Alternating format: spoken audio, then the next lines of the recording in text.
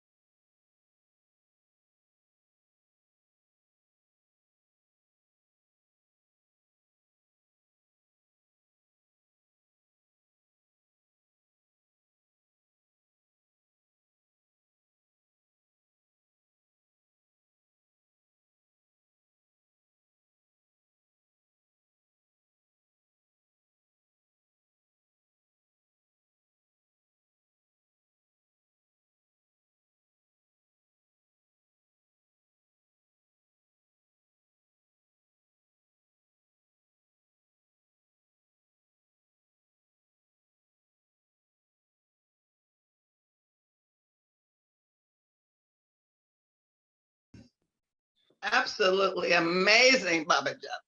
Tears to my eyes. Beautiful, beautiful. Mm. The OJs laying it down, putting it down. Mm. First, I want to give everybody a chance just to compose themselves after such a powerful, absolutely powerful video presentation of the Maafa.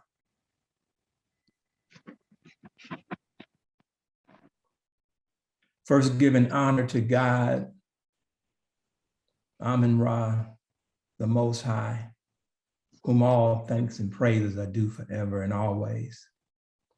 We thank you. Even with the best of our African traditions, I humble myself and seek permission to speak from an elder amongst us. Speak, my brother. Let us hear it. Ashe. Jay, permission has been granted. Uncle Job Seneb Wose family, it is my pleasure and my honor to have been given this opportunity to be the host for today's Maafa commemoration. I am your host, Minister in Training Malik Kafile. We thank you for being here. This is our first Maafa commemoration service. So our service will be modified. The entire service is dedicated to pay homage, to recognize, and to pay tribute to our venerated ancestors who were enslaved through the trans-Sahara and transatlantic slave trade. Estimates range up from 15 million, considered the largest, they use the word, movement of people in history. I would like to first begin by just reading a brief excerpt from the book, Let the Circle Be Unbroken by Dr. Marimba Ani.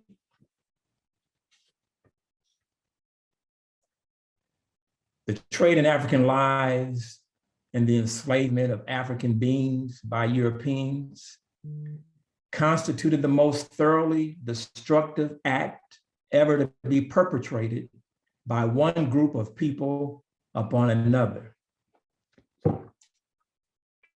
The system and circumstances of slavery in New Europe sought to destroy African value, African self-image, and self-concept.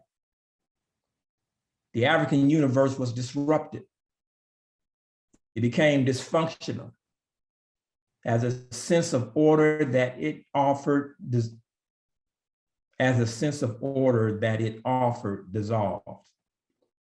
For the overwhelming majority of those brought to North America and their direct descendants, the benefits of African culture were stripped away, not one by one, but brutally, in one sudden and total act. Family, language, kinship patterns, food, dress, formalized religion were gone. What replaced them was the order of slavery. The objective of the new order was to demonstrate our lack of value. It turned our humanity into weakness. To be European was to have value. To be African was to be without personal worth. And instead of the security of a kin-based society that imparted emotional strength and positive self-image to its members, the slave order created and depended on a constant state of terror. As long as you denied your Africanness, your humaneness and pretended that you didn't mind watching others suffer around you, you were relatively safe. Fear, the great immobilizer. That's from Let the Circle Be Unbroken by Dr. Marimba Ani. Next, it is my pleasure to introduce to the Wose community To Be New cultural gatherers led by Baba Bryant and Mama Zakia. You come forth with a song for us, please. Greetings, brothers and sisters. It's a pleasure to be here this morning to give homage and honor to the ancestors who lost their lives during the Middle Passage. Their spirits are with us. And there's a saying that we are our ancestors and our unborn children are us. So it's important for us to listen, and you will hear the tales of a people, their joys and their fears, with expressive songs and poetry that will move. This selection is dedicated to a people who are blacker than blue.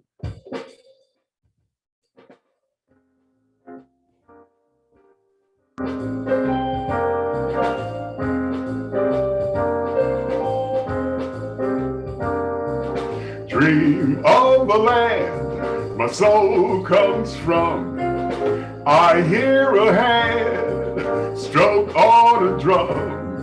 Shades of delight, cocoa hue, rich as the night. Afro blue, Afro blue, Afro blue, Afro blue, Afro blue.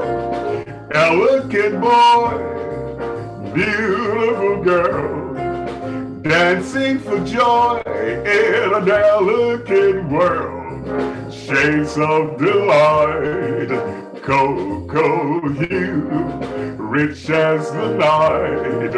Afro blue, Afro blue, Afro blue, Afro blue, Afro blue. And two lovers are face to face with undulating grace. Laugh and play and slip away to some secluded place. Shades of delight, cocoa hue, rich as the night. Afro blue, hey, Afro blue, Afro blue, Afro blue, Afro blue.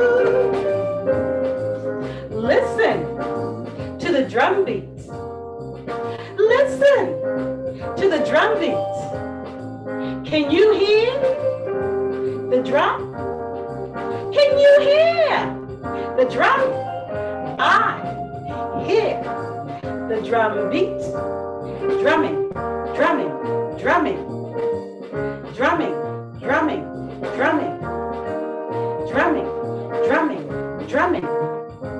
The ancestors say the drum beat mimic our heartbeats, for it is the legacy of our.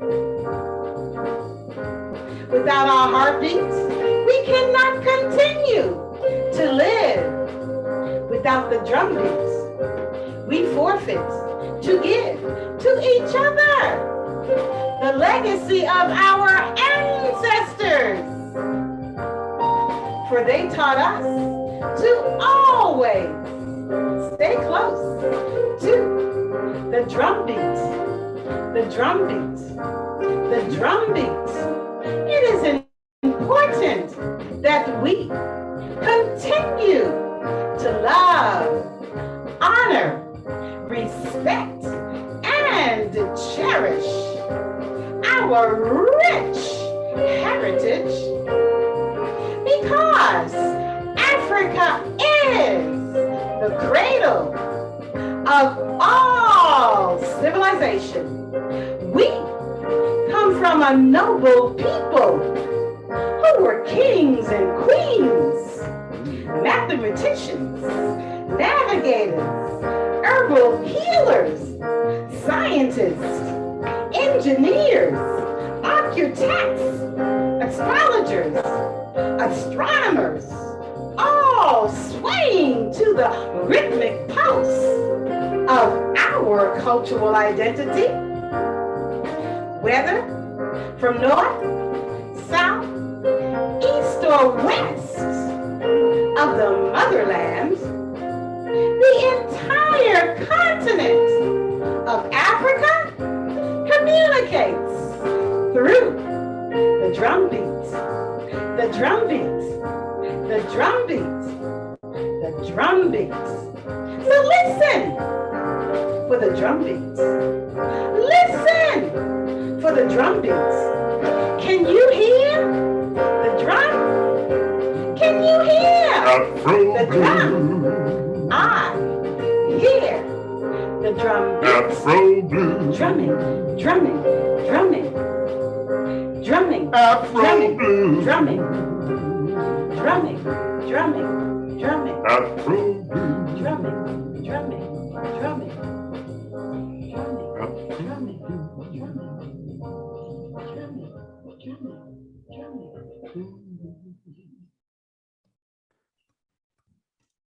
Beautiful. Thank you.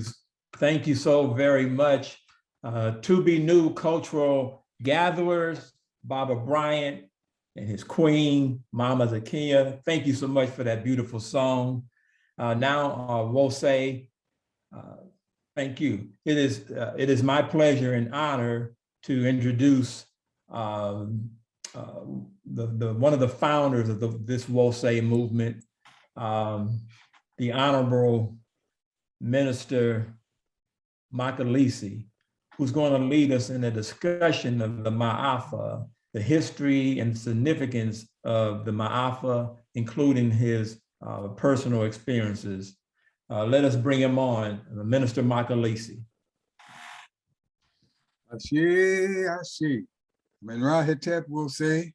Uncle John Sunet. It is indeed an honor and a privilege to be with you today, to be in the midst of this flow of energy and spirit that we've already had from the opening of the pouring of libation, the opening prayer, this beautiful, powerful song, or that beautiful, powerful song that we had at the opening, just touched my heart, as I know and suspect that it touched everyone's heart who was tuned in.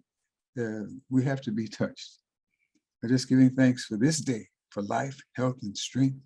Giving thanks this day for the measure of the Most High's sacred essence that continues to live in and through me, as I strive to grow in understanding that reality and manifesting it to its fullest in my life, in my heart, as you also are doing with yourself. Just give thanks for this opportunity to share with you some things that I understand about this gathering, this ceremony, this commemoration.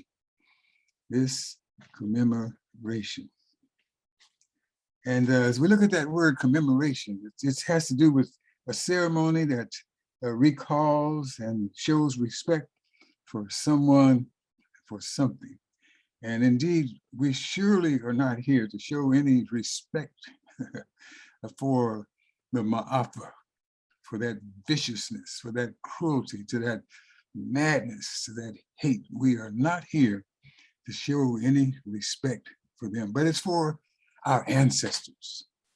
It's for the sacred African way of life that we're here to recall and to show respect and receive inspiration as we endeavor to move forward in our continued quest for fullness, for the wholeness of fullness and freedom, liberation, divinity, and love in our lives. So we are here for that purpose. We're here to recall and show respect for the millions of our ancestors, the millions of our ancestors and our sacred African way that were the targets, I'm getting some interference. I don't know if you can hear me okay. Yes, we can hear you, but there is interference.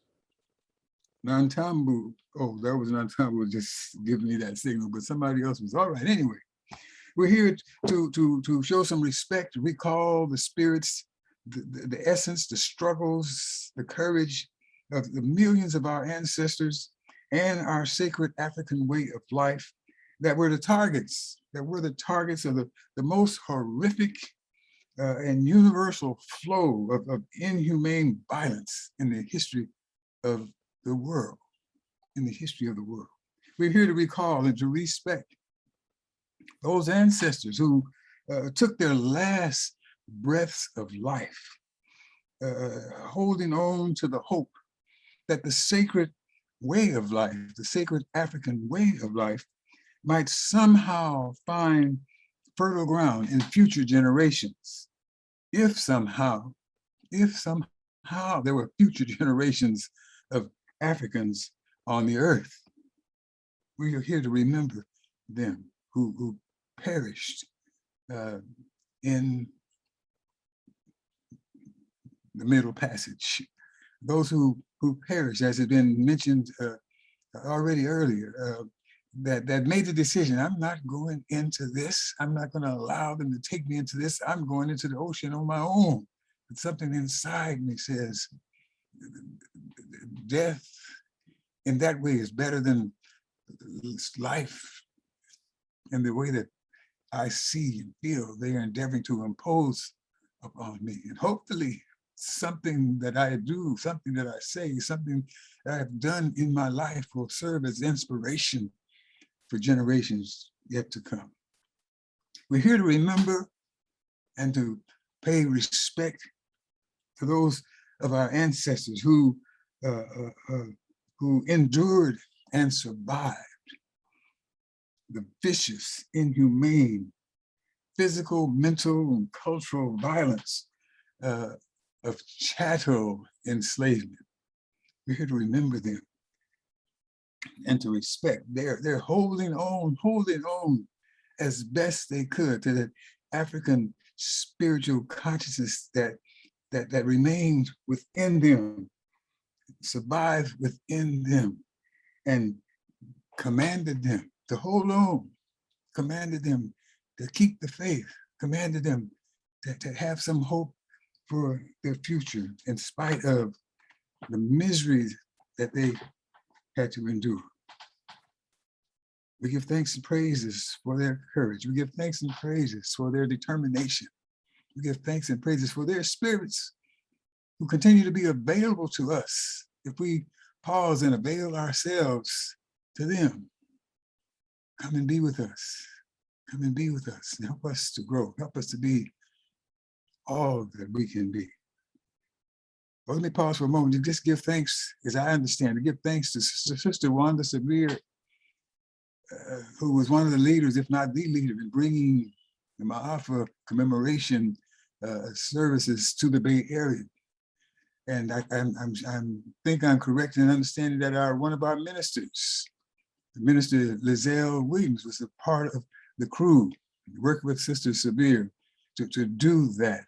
And there are others whose names I can't remember or don't know, but I want to thank Sister Wanda, Minister Lizelle, for their work, for their focus, for their determination, for their spirits. And I think I saw Minister Lizelle's name on the screen. He's with us today. I've had some conversations with him recently. You know, he's struggling with that Parkinson's disease, and he's keeping the faith, keeping his heart and mind, his soul, his spirit focused on who he is and who he is yet has potential to be. So moving on, we're here to recall and respect the sacred African way of life. That way of life, which more than 3,000 years of the early history of civilization on this earth, that way of life inspired our ancestors with a social mission, inspired our ancestors with moral ideal, inspired our ancestors and led them to create and build institutions of human intelligence, human intellectual possibilities in science, in medicine, in agriculture, architecture, every aspect, every human endeavor under the sun. Our ancestors, by the power of the Spirit of Most High, were inspired to be the leaders, to be the lights on the mountains of earliest civilization on this earth. A way of life most profoundly centered in Kemet, but magnificently manifested throughout the African continent. We're here to remember them, to recall them, to show some respect, some appreciation, if we really study and understand what they did, we'll be in awe. Let that be with us today.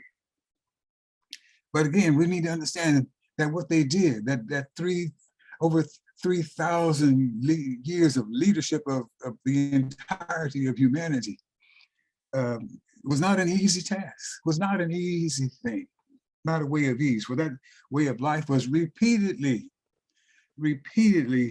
threatened and disrupted by foreign invasions and influences. But for hundreds, thousands of years, those influences, those interruptions, those invasions were completely confronted and overcome. We give thanks and praises for their courage, for their strength, for their determination. However, the demonic diligence of Persians, of Greeks, of Romans, and Arabs, their invasions, their influences overcame the resistance of Kemet after the 25th dynasty, somewhere around 600 BCE, leading to 2,000 years, some want to say 2,000 seasons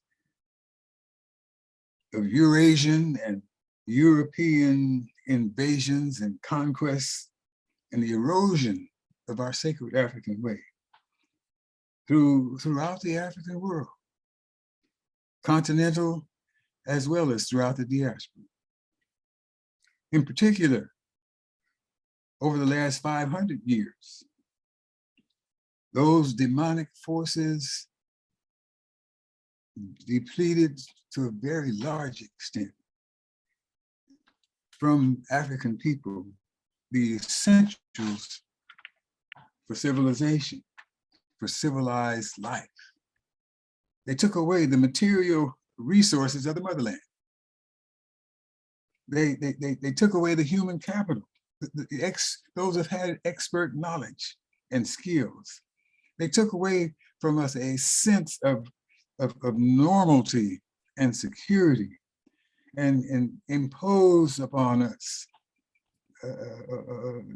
Eurocentric history, Eurocentric so-called history, Eurocentric so-called spirituality, Eurocentric so-called consciousness, imposed that upon African self-perception. Brought us to the point where if you don't accept what we tell you you are, you're not human. If you don't accept what we are giving to you, you're less than human and deserve whatever suffering is imposed upon you. We're here to remember those ancestors who survived that madness, did all they could in every way they knew how to hold on to the sacred essence within them, that hold on to the hope that one day, somehow, we will rise above this devastation. You know, a period of critical importance for us is the 100 years after the Civil War, when the most extreme campaign to destroy African culture, African cultural, spiritual consciousness was put into motion. And that led to someone here where I am now, in Virginia, in the Virginia House of Delegates, led one of the members of that house to declare, after they passed a bill prohibiting education of Blacks. "We have, as far as possible," he said, "closed every avenue by which light may enter their minds. If we could extinguish the capacity to see light, our work would be completed." We are certainly not here to commemorate demonic beings of that caliber. We're here to commemorate the ancestors, the men, the women, the children who had to deal with that kind of madness, that kind of insanity, that kind of inhumanity,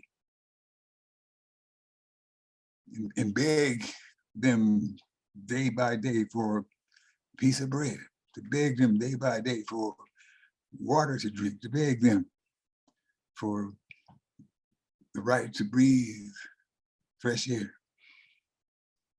We're here to celebrate, to commemorate, to honor ancestors who endured and survived that madness. And we see that work, that madness going on today. It's still happening. It's still happening as the so-called critical race theory issues are invading the US Eurocentric miseducation, de-education systems, seeking to keep the light of truth, keeping the light of truth out of the hearts, the minds, the spirits of all students, Black and brown, red, yellow, and white. I call it the Caucasian racist treachery. Caucasian racist treachery, yes. The truth about themselves, they don't want it known by their children, their grandchildren. They don't want it known by anyone. They're doing all they can in every way they can to erase it from their own hearts and souls, if they have such.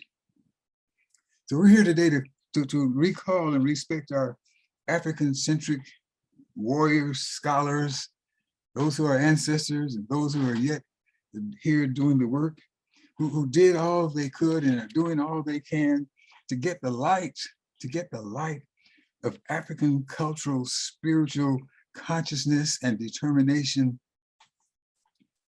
to glow intensely in our hearts, in our minds. Included in that number is Dr. Marimba Ani, who's already been mentioned, already been shown, who in 1998 labeled this most horrific universal flow of anti-African humanity. She labeled it the Maafa.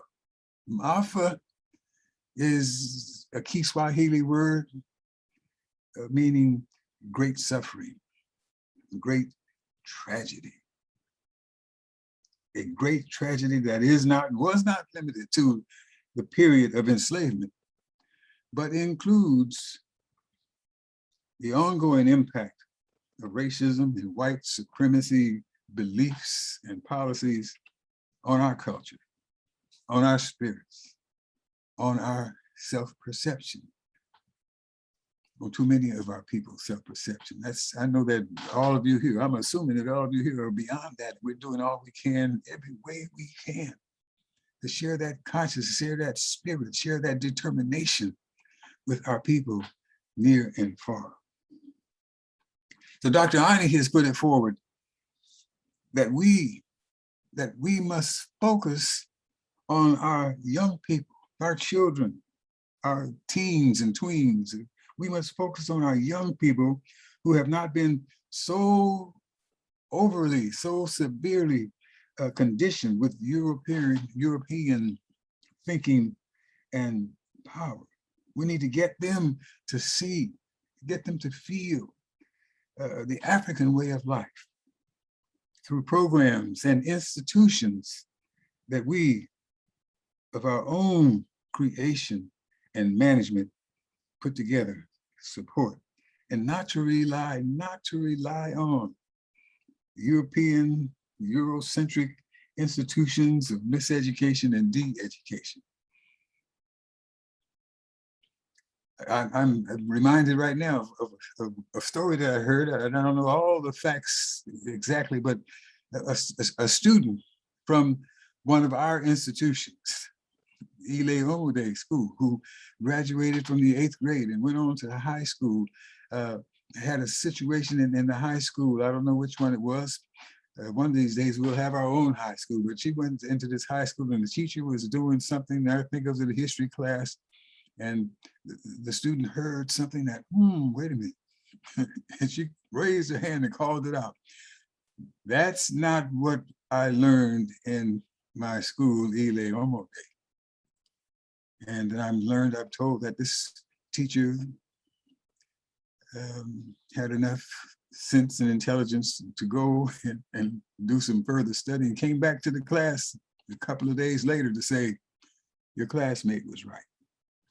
So we have to put those institutions together that we control, that we manage, that we create to teach our children. We may not be able to everywhere have everyday school like Ile Omode. They might have to do it once or twice a week in the afternoons, do it on the weekends, or do it somewhere. Encourage, inspire our parents to do it at home. I just came across a quote from Mary Church Terrell, and she was talking about, our greatness. Where I wrote it down somewhere. Our greatness. It's only through the home that a people can become really good and truly great. Mary Church Terrell, from back in the early 1900s, late 1800s. I think she was a founder, the first president of Negro Women's, I forget exactly the name of the group, but we got to embrace that spirit, embrace that reality, that we have to take charge of teaching our children, even if they have to still go to these Eurocentric institutions for a while, but we just can't rest and can't rely on what's being passed on there.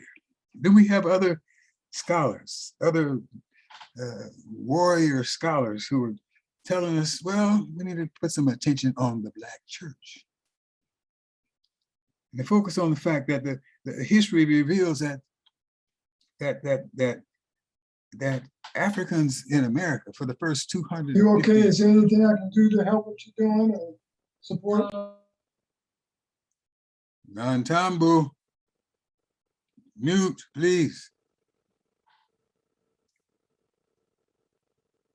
And for the first 250 years of our being here, our ancestors did not fully agree with Eurocentric conception of God, nor did they agree with the notions about the purpose of religion. They used Christianity. Some of them used Christianity as a camouflage, to protect themselves from the madness, from the violence of the so-called slaveholders. They used Christianity as a camouflage by which to establish their own churches and to implement their own concepts of God, their own concepts of the Creator, their own concepts of the moral ideals for family, for community, for humanity, and to advance their struggles for liberation, to resurrect and keep alive African-centered spiritual, cultural consciousness. So it's up to us. It's up to us to explore the details of that reality and to allow us, if we can, to get Black churches, more Black churches, to rise up and embrace African-centered spirituality and consciousness, to rise up to recall and to respect those sacred ancestors who gave rise to Black churches in America. So right here, let's pause and recall and respect one of our most ancient ancestors, the Honorable Ptah, who advised us to be diligent. You find this in the Hosea, page 42, passage number 4. Be diligent as long as you live, always doing more than is commanded of you.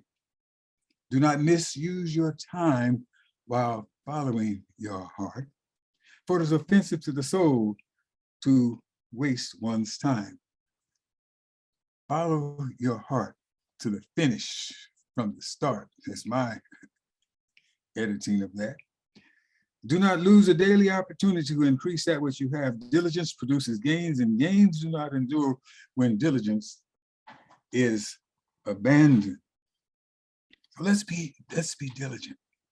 Let's be diligent in respecting those ancestors who've gone before us, being diligent themselves. Whether it's diligence to know that I cannot go forward and live this life of enslavement. I'll have to join the ancestors as quickly as I can. Or those ancestors who say, I'm gonna survive this madness and do all I can to leave behind a record of courage and faith for generations coming behind. Let's be diligent. Let's grow in knowing that the command that Ptah is talking about doesn't come from somebody standing over us with a whip or a gun or whatever, a madness, but it comes from the surviving measure of the sacred essence of our Creator entrusted unto us, that no force can completely extinguish. It's in us.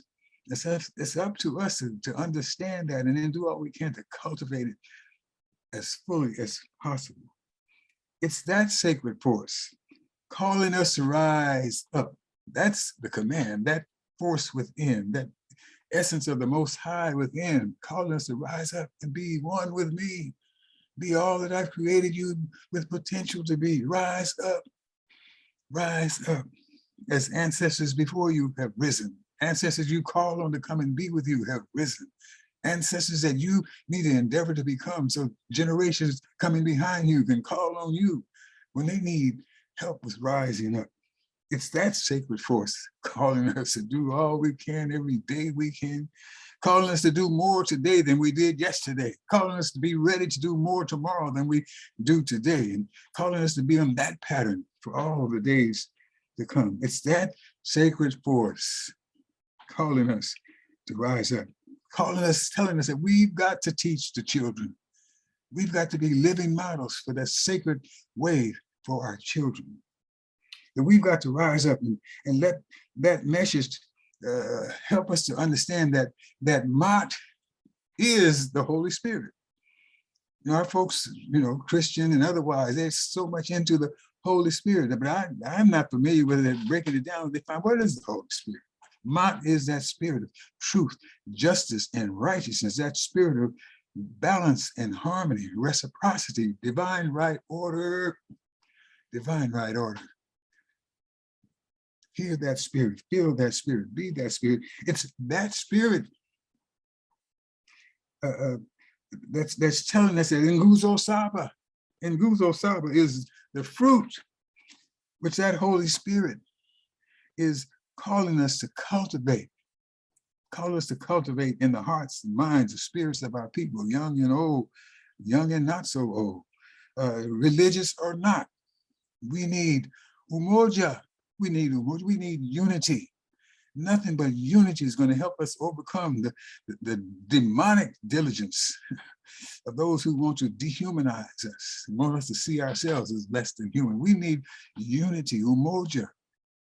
Strive to maintain unity in a family. Strive, because it's not going to be easy. Some folks have been so confused and so fragmented in their consciousness of who they are and what they are. We're going to have to strive to maintain some unity, to build, create, to maintain unity in the family, in the community, in the nation, in the race, the diaspora throughout the world and the motherland strive for unity. We need Kujichagulia self-determination.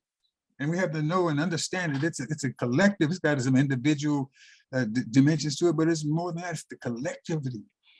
We have to define, name, and create for ourselves who we are, what we want to be, what we must do. The spirit of mind is calling us to be about that business. We need Ujima, collective work and responsibility to help one another, deal with the challenges of life, help one another deal with the challenges of overcoming self-hate, self-destruction, an absence of a vision of my worth. Because I'm a being made in the image of the Most High. We've got to do all we can in every way we can to help our sisters, our brothers, our people with problems they have. We need Ujamaa. Yes, we do. We need Ujamaa.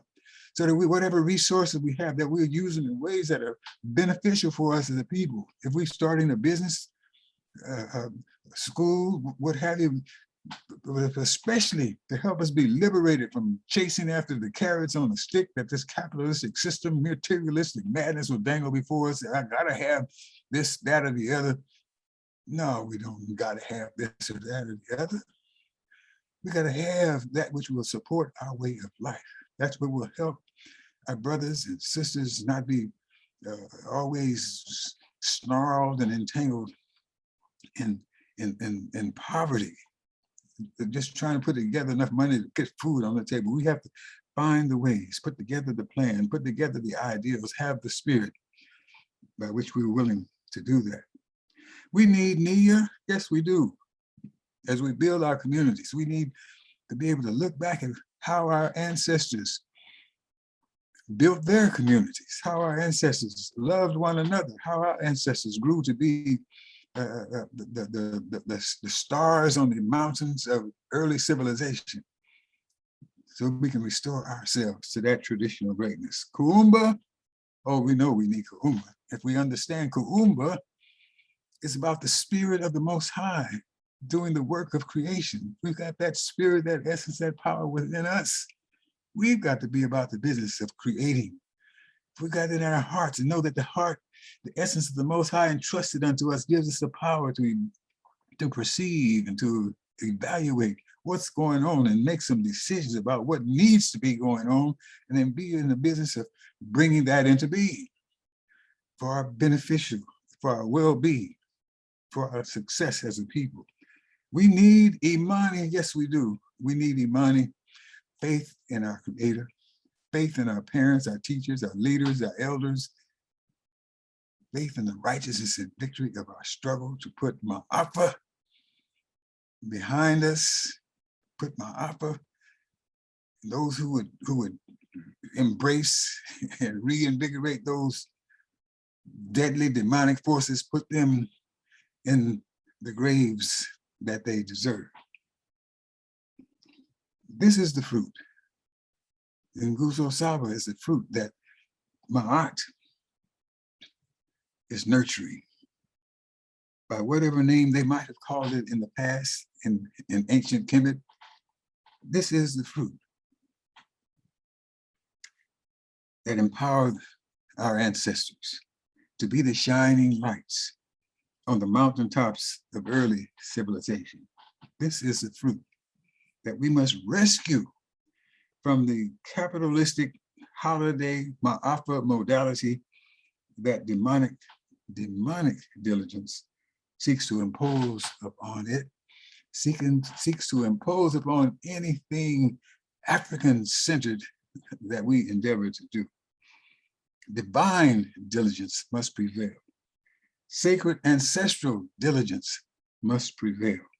The diligence that comes to us from the commands of the essence of the Most High within us must prevail. This is the way our ancestors did it, that brought them to that high level of humanity, that high level of divinity in the early days of civilization on this earth.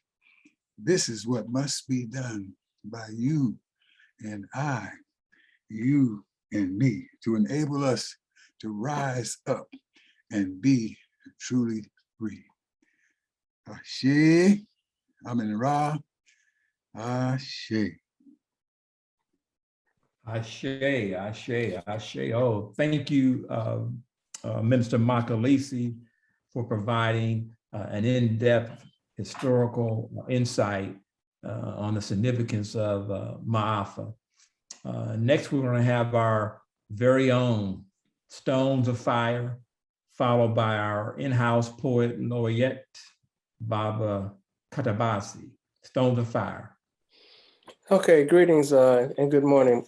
I'll say before I do this, and this is not for discussion, but Brother Minister Imhotep, I've been getting a few private chats saying that people can't do a chat to everybody, and so can you just check to see if somehow the setting has changed?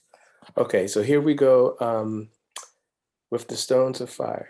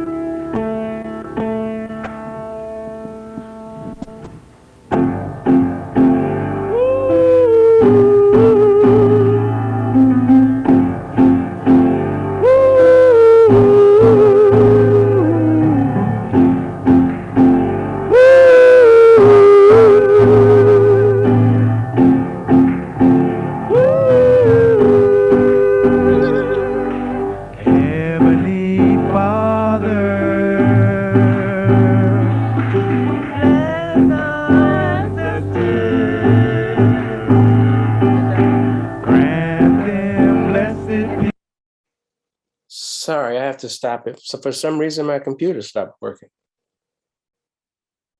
Can everybody hear that? Yes, I Yes, can. yes, Yeah. we could. Yes, I heard fine. We could. Okay, so let me try it one more time. My computer stopped working for whatever reason. Let's try it one more time. I apologize. Here we go.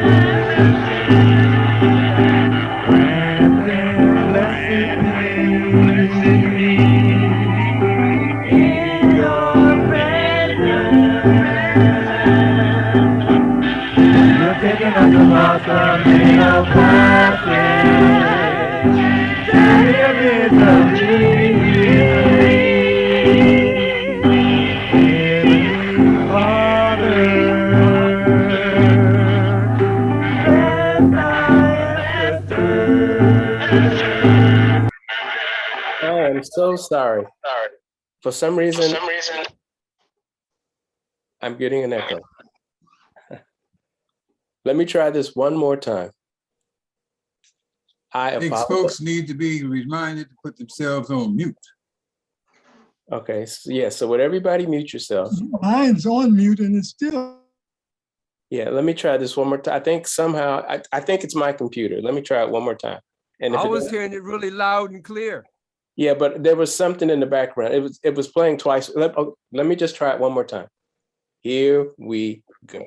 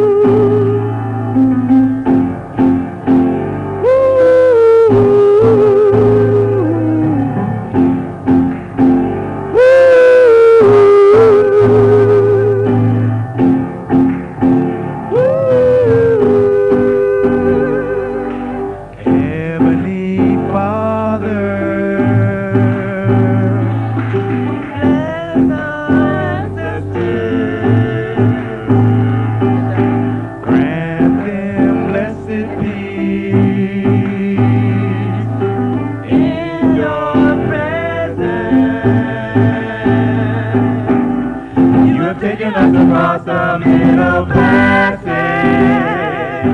journey of misery. Heavenly Father, bless thy ancestors. Divine Mother, bless our children. Keep them in the way. Holy warriors, across the Middle Passage into a mighty lake sea. Divine Mother, bless our children. Divine Holy One, bless our people. Grant us victory in our struggle. For we must survive the Middle Passage. We are bonded together in love. Divine Holy One, bless our people.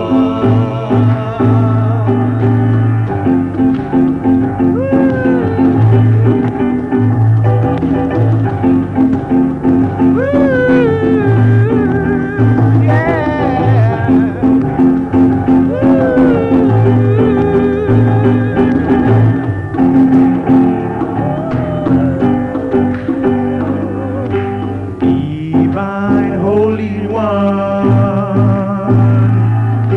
bless our people. Grant us victory in our struggle. For we who have survived the Middle Passage, we are bonded together in love. Divine Holy One, bless our people.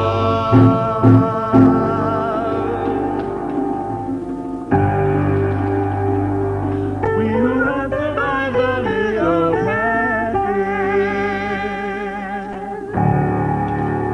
we are bonded together.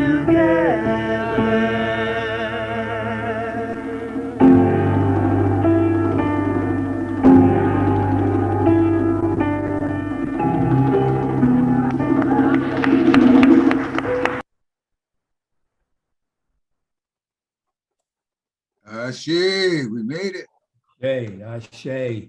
Thank you, Baba Ty and the Stones of Fire, for such a beautiful video presentation.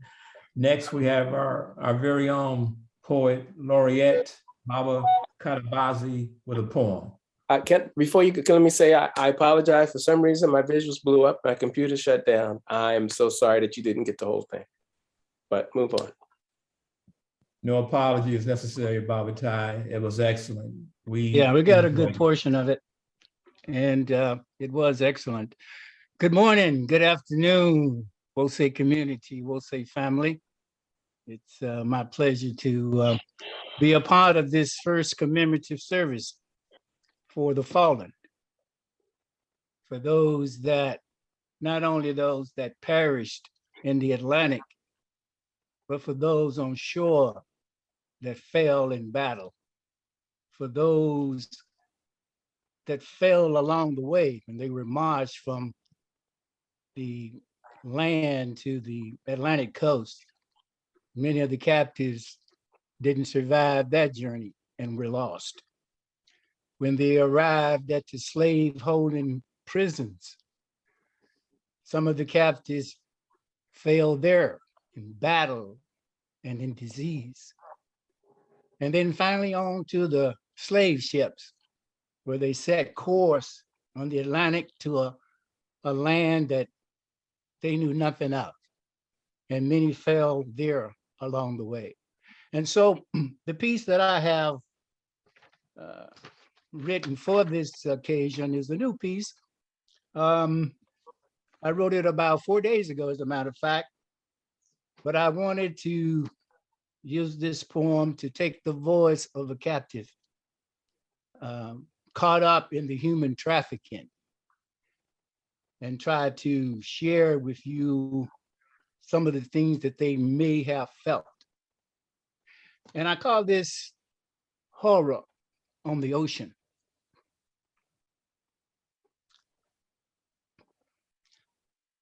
I am not immune to the pain and suffering of the captives. Their mournful sorrow stirs volcanic erupting motives from caverns deep, twisting and narrow. I've seen the ravaged, withering bodies, sad faces of hopelessness, fear and anxiety of toadies confused and dejected in their remoteness. To survive was immense. Recurring chatter of internal voices saying, trust in your natural and trained sense, search for all possible choices. The allure of the ocean calls to the tired and lonely to end it swift and clean, deny the body snatchers and remain stoneless. The siren call of the deep to make the leap, end it all and sleep, join with others in a heap. So many already gone, their spirits seeking a higher plane, their work here is done, free from all hurt and pain.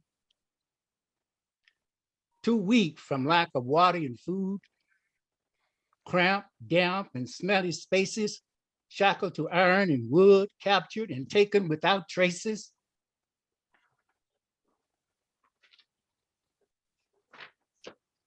On when we go, riding the waves of the deep, days, weeks, months, I don't know. I hold on for my soul to keep. In my misery, I think of those left behind, the fleeing, injured, and dead. Traitors, mercenaries are not our kind. They reject all counsel while taking the lead. Are the body statues devoid of all kindness? Can the journey be much longer? Too much pain, death, and sin. I must endure and be stronger. On shore, the brutality continues. I must wait and plan an escape. Flee beyond these horrible venues, find a way back to the Cape. Remembering our cruel fate, others must teach, march, drum, and tell our story. May the ancestor meet us at the gate, welcoming with pageantry and glory. In my lowest self, I envision the path of coming generations, trodden and resisting the gulf, and strapped in numbers yelling, reparations. Thank you. Thank you. Thank you, everybody.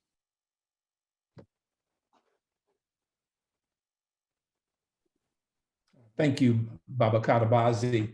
I think we wanted more. That was so beautiful and so powerful. So you had us on the edge waiting for more. But thank you so much for blessing us with your talent and your gift. Next, we're going to have our very own minister in training. Baba Bill is going to present a Maafa video.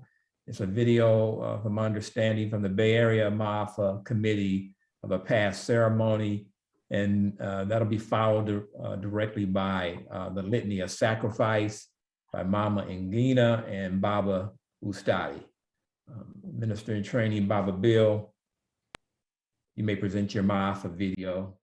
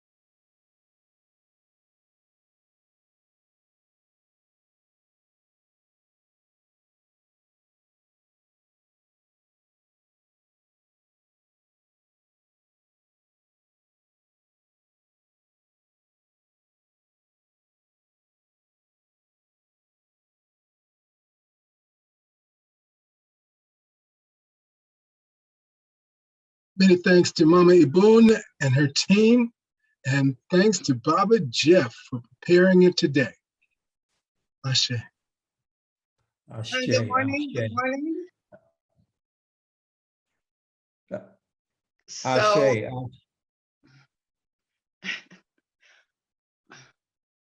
No, I just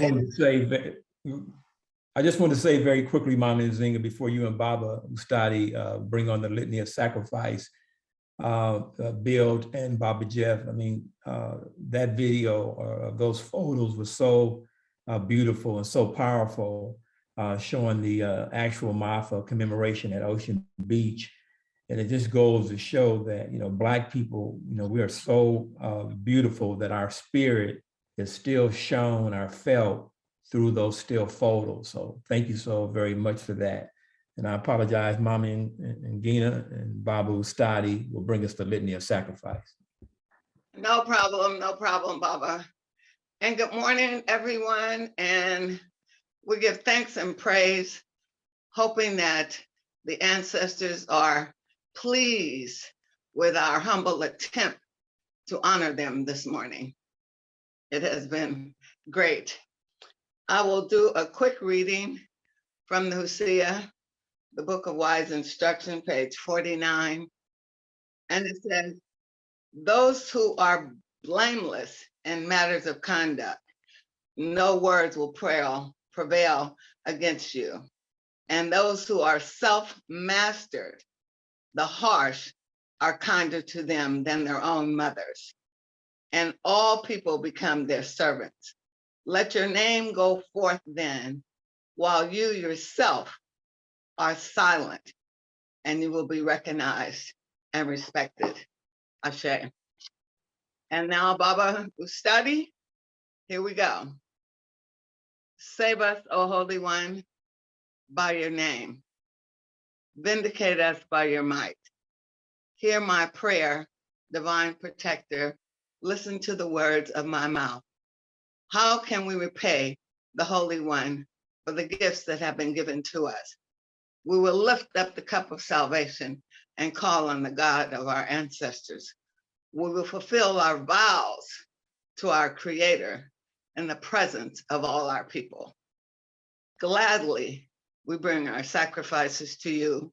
We praise your name, O Amun Ra, for it is good. Baba? I don't know where my counterpart is, but that's okay. Umoja, unity. We shall strive to maintain unity in the family, community, nation, and race.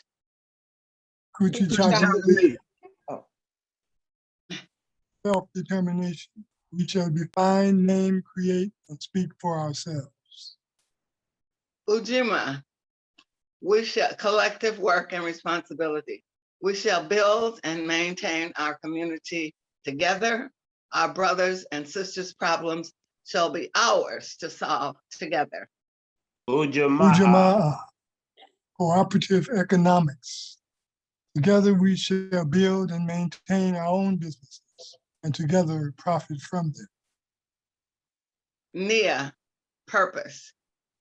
We shall make our collective vocation the building and development of our community and the restoration of our people to our traditional greatness. Kuumba, creativity. We shall do as much as we can in any way we can to leave our community more beautiful and beneficial than when we inherited it. Imani, faith. We shall believe with all our hearts in our Creator, God, our people, and the righteousness and victory of our struggle. And now I shall submit a brief prayer. And I say, oh, Amun Ra, Queen Mother Muden Kansu, we give you thanks, O Holy One, for this day, for life, for health, for strength. We thank you for this gathering of your people, your seers, your hearers, your workers, your organizers from all parts of the United States. And we say, thank you. Thank you. We're grateful, O Holy One, for your mercy and for your blessings. We thank you for the health that we are experiencing. We thank you for the financial blessings. And for those that are able to give today, we ask that they be multiplied, multiplied, multiplied, because nobody here will say is paid for what we do. Our works come from the heart. Our works come from the heart. We thank you for keeping and blessing our extended families, each one represented here today. We thank you for the coming together of our two communities. We thank you for our school, Ile Omide, and our children that are doing quite well. There have been no outbreaks at the school, and we thank you. We thank you, O Holy One, for the blood, the tears, the sweat, the human sacrifices that have been made so that we here now are enjoying the liberties that we have, that so many other people in so many other places of people that look just like us do not have. And say, thank you, Holy One. And I've said many times, for being dropped off on this side of the earth, in this particular area, because as it states in 2000 Seasons, we certainly are in a better place than a lot of other people. We thank you for our ministers in training, for the singers, again, the hearers, the worshipers, all of us that work together, our production team, that awesome beginning of Baba Jeff. Baba Jeff, you're getting better and better. Baba Bill, that was awesome.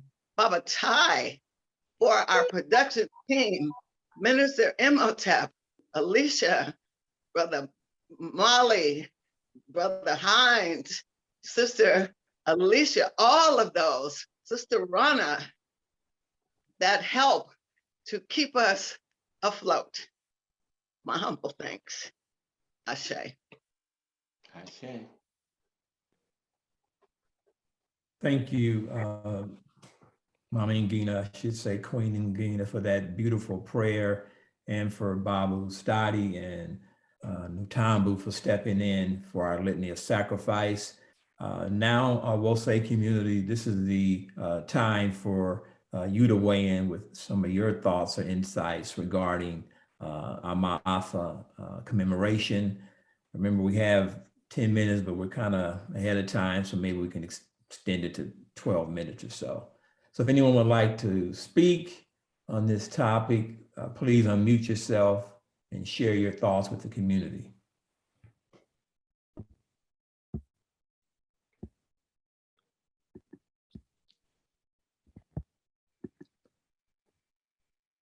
I would just like to say very quickly that, well, say Oakland and SAC have been participating in Maafa, the celebration, or not the celebration, but the commemoration for years. And it is really something to be at the water in person. It is really something to be there when the sun rises and to experience the togetherness of other like-minded people. It is awesome, it's beautiful. And again, I just hope that the ancestors are pleased with our humble attempts. Ashe. Ashe. Thank I had a you. prayer. Go ahead, Babu Stadi. Amen Ra Patah, Heavenly Father, Mother, we're gathered here today to honor our ancestors who died and suffered so that we could have a future. Let our devotional purpose be to never forget, betray, or abandon our ancestors. Struggle for freedom. Let us follow in our ancestors' path to control our thoughts and actions and never give up the fight for justice and equality. May Amun-Ra be our forward guard and Ptah be our rear guard for a better day. Up, you mighty race, accomplish what you will. Ashe, ashe, ashe. Thank you, Babu Stadi. Is there another who'd like to lend their voice? Shay, I wrote a couple of thoughts that I would like to share.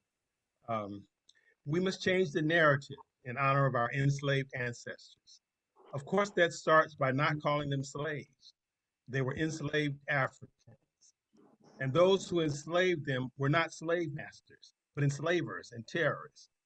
Our ancestors were not victims, but survivors who faced a fate worse than death, held onto their humanity and dignity, and chose to live so that we could be here today on the cusp of our transformation and self-liberation as a people. We must always remember their greatness and never forget to honor their sacrifice. Sure. Yeah. Thank I you, like what Minister Mighty. I'm sorry, Brother John, you may go. No, thank you, Brother Kadabaki. You know, as one who is, sad to say, new to a lot of this stuff, you know, went through most of my life not even aware. You know, you heard different things. I watched Roots, you know, and all that stuff in the nightclub, actually.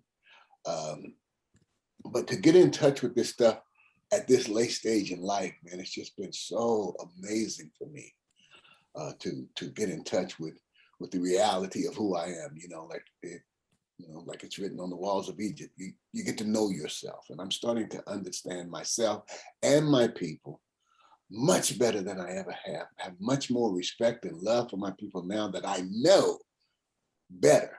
You know what they say, you know better, you do better. And so I'm just so appreciative of being introduced to Wose. You guys do a lot to facilitate my own personal growth in this knowledge of the African.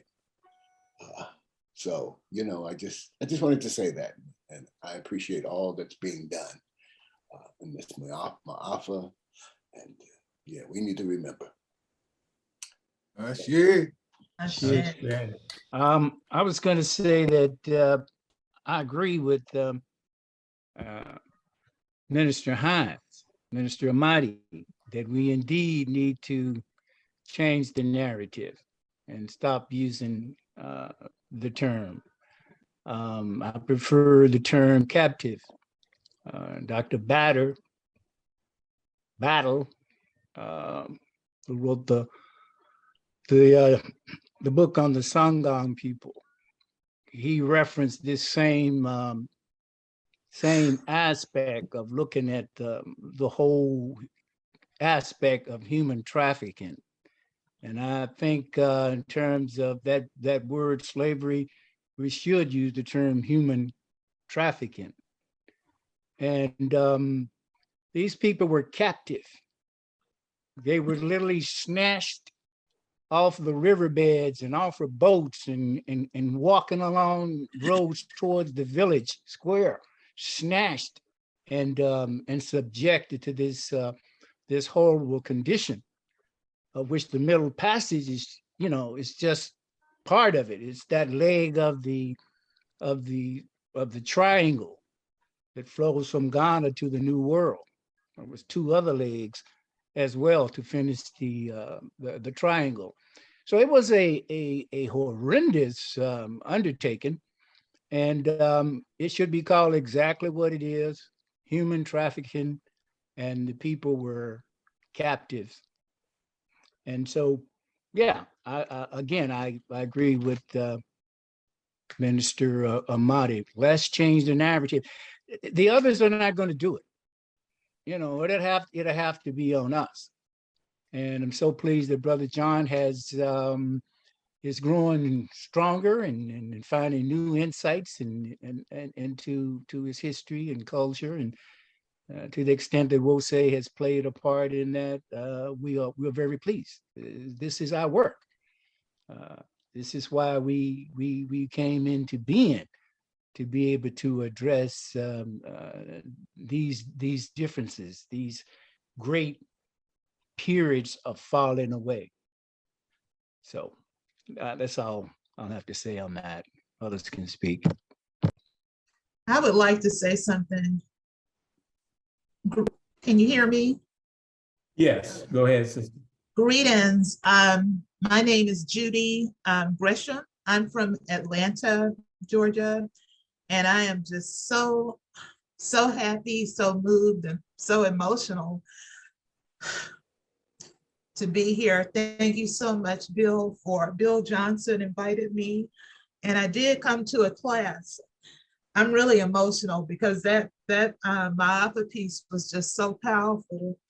And one of the things I would say about changing the narrative is also, I don't know, I'm doing a lot of studying and I've been at this for a long time. I'm originally from Tuskegee, and I really am a proponent of Booker T. Washington and now Amos Wilson and just a lot. But I'm thinking that we are the ancestors. Not just celebrating and honoring the ancestors, but we're the ancestors all over again, coming into the flesh, working through us. And one of the things that really moved me about that last Maafa commemoration on the beach and water was the fact that, we talk about the separation that we've had from ourselves, not knowing who we are. But I also see, it was a revelation while watching it, is that we also have separated from the children. They've been able to divide us. Even when you look at, the people here today, and I look at all kind of groups, where are the youth? They're not a part of it. It's like that is the divisiveness that they've been able to do. And I'm a mother of two, and I'm telling you, I pray for my daughter, she's 27. And when we talk about separating our people from on the seas, we really have the streets have captured our children. And we have a major job and undertaking to be able to get their minds back. So I'm happy to be here. You all will see me all the time. And I would also like to suggest Dr. Chika Kua. I don't know if you all are familiar with, he's a well-known educator around Atlanta. Chika, C-H-I-K-E, Akua, A-K-U-A. He has a wonderful video and presentation on the Maafa too that you can purchase. It is awesome. Thank you. I'm glad to be here. Peace and blessings. Peace and love. Yeah, I'll say something. Thank you. Was there another who wanted to share some insights? Yeah, I would like to say something. Greetings all. One of the things that we haven't and we don't look at a lot is the fact that our health as Africans born in the diaspora has to do with the fact of that Middle Passage, and has to do with the fact that the foods that we ate during that time maintained our health and our balance. And it maintained us to the point where we were not only physically strong, but we were spiritually strong. And we've come to this foreign land that was stolen from other people of color. And we've been eating foods that are not indigenous to us. And the foods that we're eating now is what's causing us to have these disharmonies that are called diseases. Part of what has happened to us as we migrated from the continent of Kebulan to the rest of the world, the people who have kind of kept our tradition alive, but called it theirs, were the East Indians and the traditional Chinese. And in my research of the Chinese came out of East Africa, and they moved in their migration to what we know today as China. And as they did that, they cultivated the herbs and the foods in their temperament to maintain health, which is actually our culture.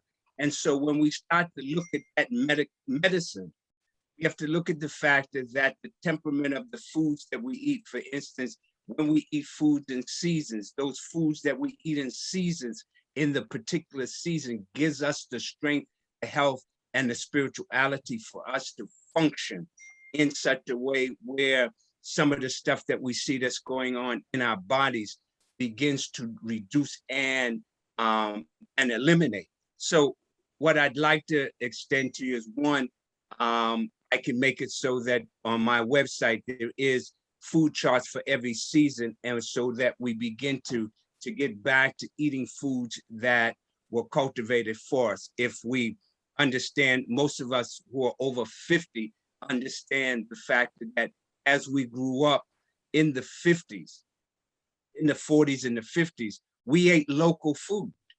We didn't eat food that came from everywhere.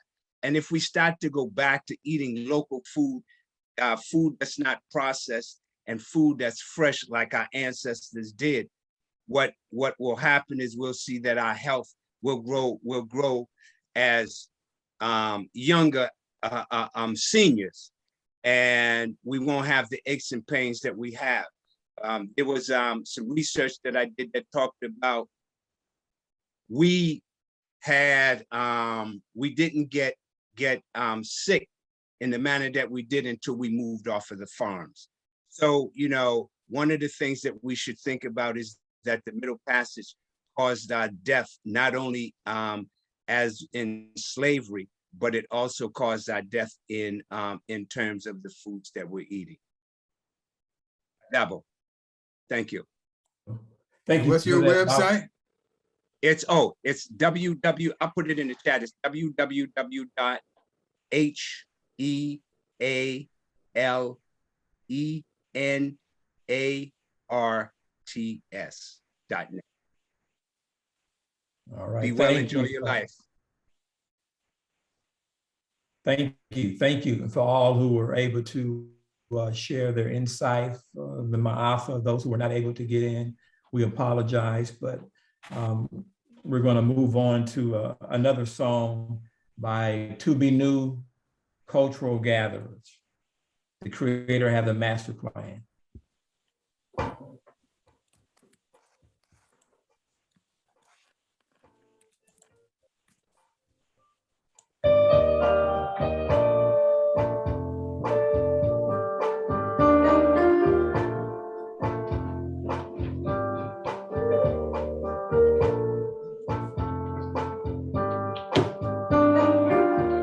Yeah, yeah, yeah, yeah, yeah, yeah, yeah, yeah, yeah.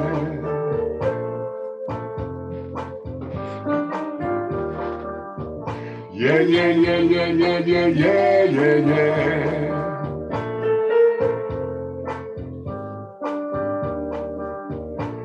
There is a place where love does always shine. Joy, the shadows of a love. Peace and love is divine.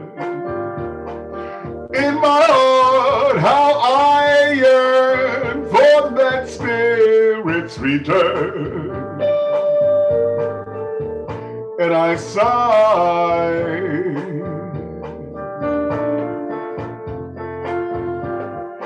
as time flies, hey, hey, ha. The Creator has a master plan.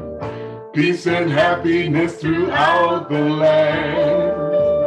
The Creator has a master plan. Peace and happiness throughout the land.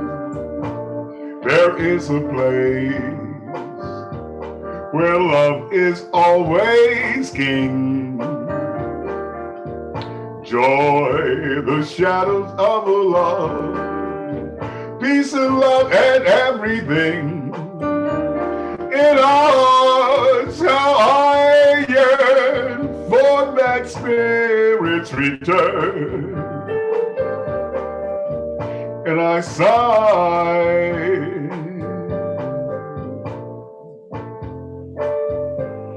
as time flies on. The Creator has a master plan. Peace and happiness throughout the land. The Creator has a master plan. Peace and happiness throughout the land. Mother Earth is cradled in the womb of blackness each night to rejuvenate, recharge, rebirth, to be born in the morn of a new day.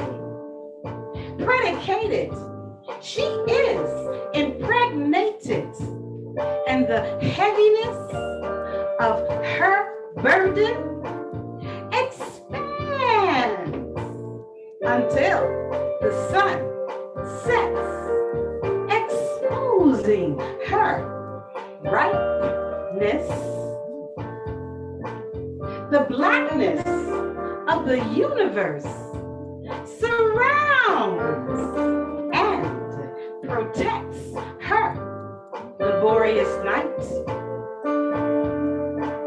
Tomorrow, a new day is brought forth.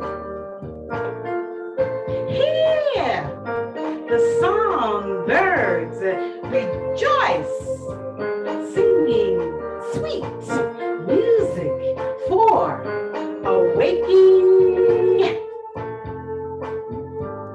Smell the gentle freshness of the air. See the multicolored glories, beautiful dance. Touch the tree that beckons a loving hug. Taste the moist dew upon the leaves. Her afterbirth, the elixir of Mother Earth's rebirth. The Creator has a master plan, a plan. Peace and happiness throughout the land. A plan. The Creator has a master plan. A plan. Peace and happiness throughout the land. The Creator has a master plan. Peace and happiness throughout the land. The Creator has a master plan. Peace and happiness throughout the land. Beautiful, beautiful. Thank you so much, To Be New, Copeland Gatherers. The Creator has a master plan. Absolutely. Thank you so much for blessing us with another beautiful song.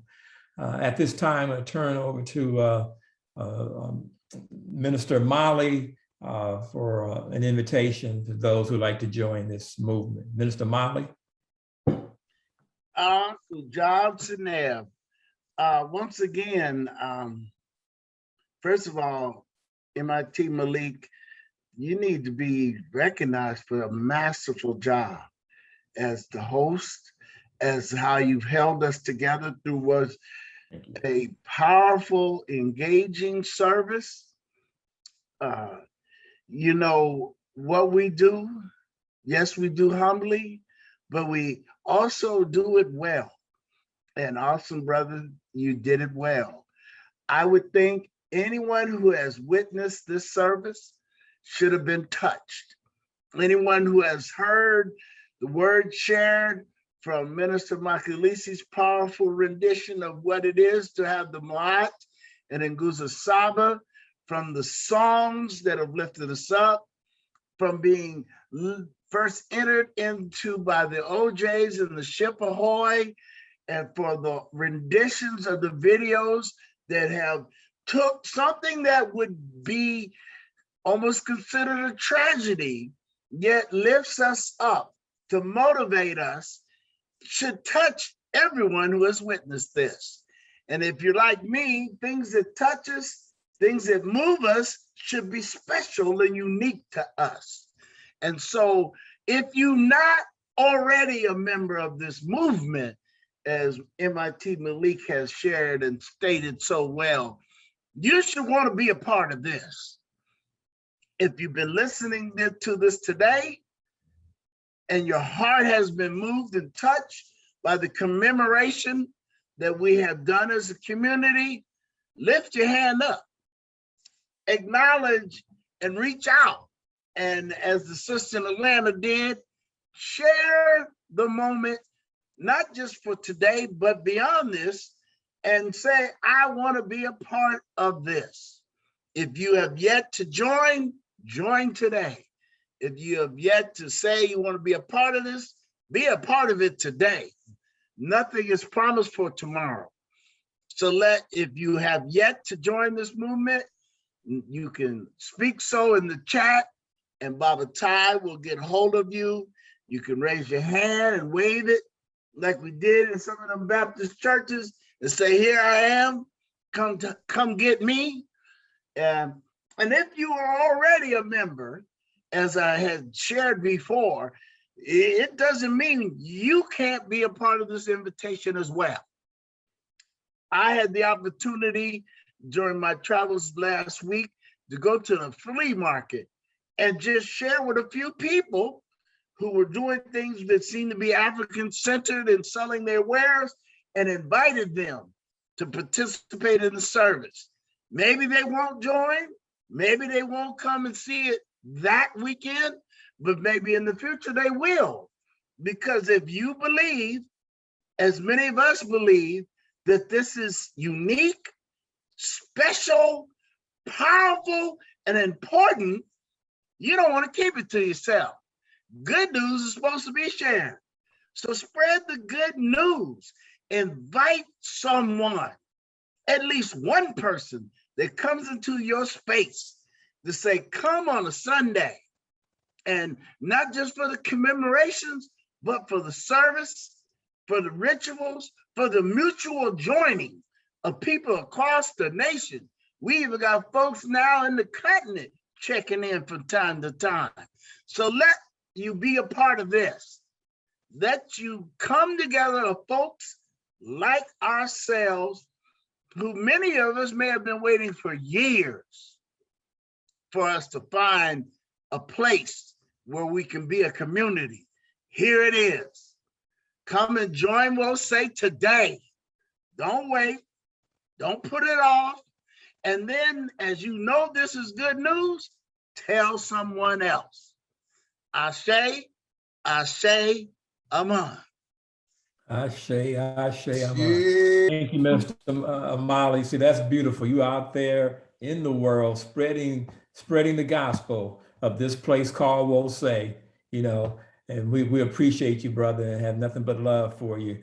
And I just want to say before Baba Jeff bless us with another song, it's just been great, been given this opportunity to be the host on such a powerful spiritual service to commemorate the Maafa of our ancestors. And so thank each of you, those who presented and those who did not present, just for being here and sharing your time with our family.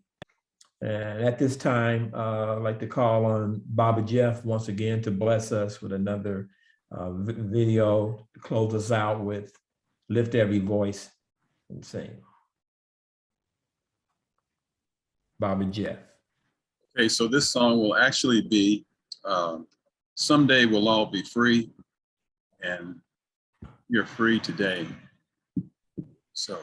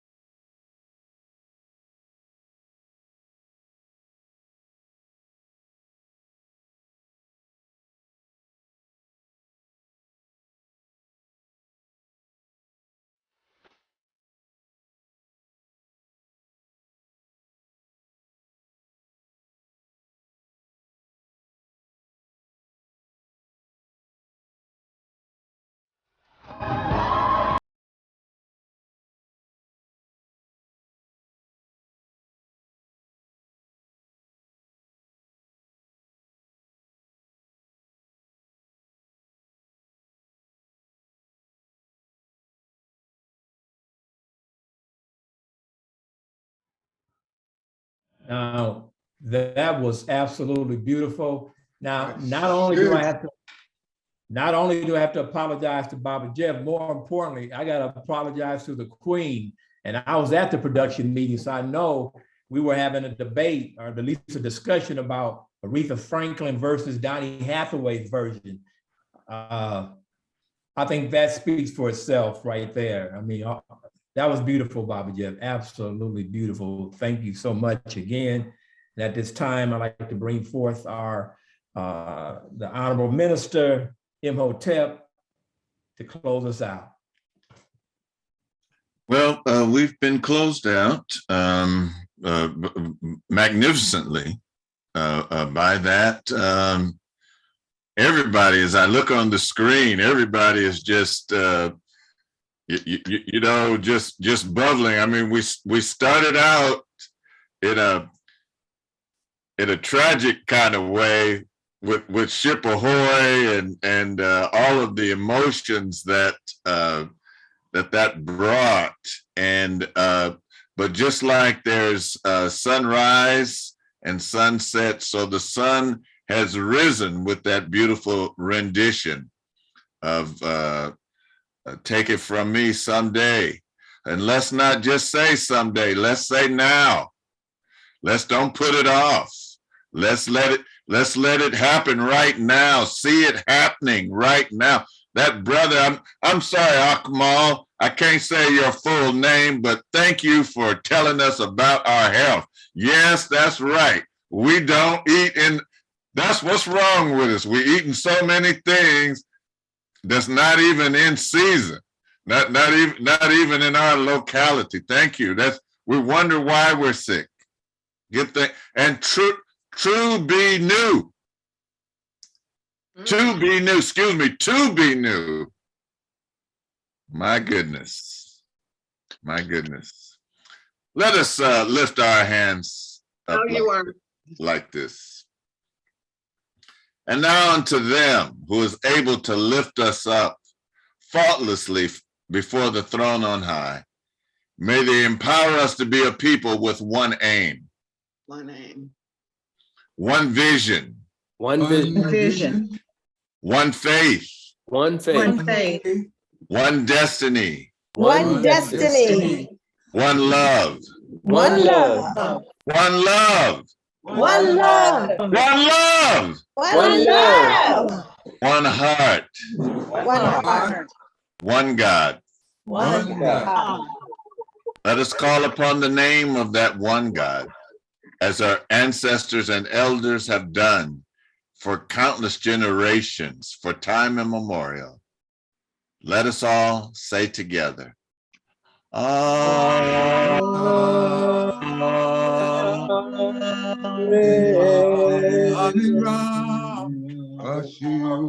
in tune, out of tune, you are the most beautiful people on the face of this earth. Ashe. Ashe, ashe, ashe.